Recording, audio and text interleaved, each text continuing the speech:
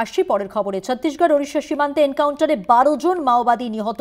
নিহতদের মধ্যে আছে শীর্ষ মাওবাদী নেতা জয়রাম ওরফে চলাপতি। বিস্তারিত জানবো, আমাদের সঙ্গে টেলিফোন লাইনে রয়েছেন আমাদের প্রতিনিধি অঙ্কুর ভট্টাচার্য। অঙ্কুরদা, কি খবর রয়েছে? দর্শকদের জানাবো যে সংখ্যাটা 12 ছিল, পরবর্তীকালে ছত্তিশগড়ের গাড়িয়াবান্ধ জেলার যিনি পুলিশ সুপার নিখিল রাখেচা, তিনি ইতিমধ্যেই জানিয়েছেন যে ওই সংখ্যাটা 12 নয়, 14। গত সোমবার থেকে শুরু হয়েছিল এই তল্লাশি অভিযান এবং সেই তল্লাশি অভিযানে একটানা চলার পর আজকে সেই বিষয়ে গাড়িয়াবান্ধ ডিস্ট্রিক্টের এসপি তিনি জানাচ্ছেন যে 14 জন মাওবাদী মারা গিয়েছেন। এদের মধ্যে রয়েছেন জয়রাম ওরফে চালাপাতি। এই জয়রাম ওরফে চালাপাতির মাথার দাম ঘোষণা করা হয়েছিল 1 কোটি টাকা এবং এই যে অপারেশন, সেই অপারেশনে অংশগ্রহণ করেছিল ছত্তিশগড়ের যে ডিস্ট্রিক্ট রিজার্ভ গার্ডস রয়েছে, সিআরপিএফ, কোবরা এবং ওড়িশার যে স্পেশাল অপারেশন গ্রুপ রয়েছে এসওজি, তারা সকলেই এই আন্তঃরাজ্য যে অভিযান, সেই অভিযান অপারেশনে তারা অংশগ্রহণ করেছিলেন এবং এই বিগেস্ট এনকাউন্টার বলে একে বর্ণনা করা হয়েছে এবং সেই এনকাউন্টারেই 14 জন মাওবাদীর মৃত্যু হয়েছে বলে এখনো পর্যন্ত জানতে পারা যাচ্ছে। এবং যে মৃত্যুর ফলে এখনো পর্যন্ত যেটা বলা হয়েছে যে কেন্দ্রীয় স্বরাষ্ট্রমন্ত্রী অমিত শাহ তিনিও এই ঘটনাটিকে অত্যন্ত গুরুত্ব দিয়েছেন।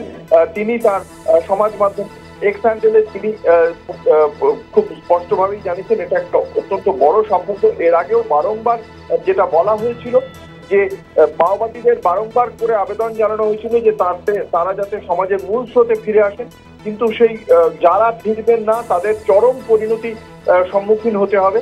এবং তারপরেই দেখতে পাওয়া গেল সেই কন্টিনিউয়াস এই অভিযান চলছে এবং সেই অভিযানে ফলে কেন্দ্রীয় স্বরাষ্ট্রমন্ত্রী অমিত শাহ জানিয়েছেন যে এই আমাদের নিরাপত্তা বাহিনী মাওবাদী মুক্ত ভারত করতে আরো একটা বড় সাফল্য পেয়েছে। সিআরপিএফ, ওড়িশা এসওজি, ছত্তিশগড় পুলিশের যৌথ অভিযানে ওড়িশা ছত্তিশগড় সীমানায় 14 জন মাওবাদী নিহত হয়েছেন বলে জানিয়েছেন কেন্দ্রীয় স্বরাষ্ট্রমন্ত্রী অমিত শাহ।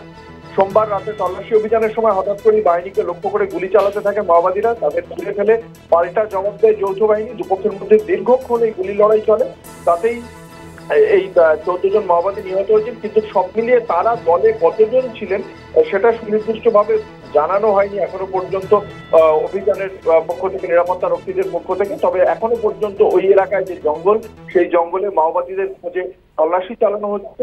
গোপন সূত্রে যৌথ বাহিনী খবর পেয়েছিল এবং সেই বুঝে তারা জানতে পেরেছিল মাওবাদীরা হামলার ছক করছে।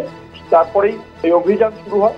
19শে জানুয়ারি থেকে শুরু হয়েছিল এই অভিযান, রবিবার থেকেই শুরু হয়েছিল আন্তঃরাজ্য অভিযান এবং বিপুল পরিমাণ অস্ত্র উদ্ধার হয়েছে বলে জানতে পারা যাচ্ছে। মধুবন্তী, ধন্যবাদ। কথা বললাম প্রতিনিধি অঙ্কুর ভট্টাচার্যের সঙ্গে।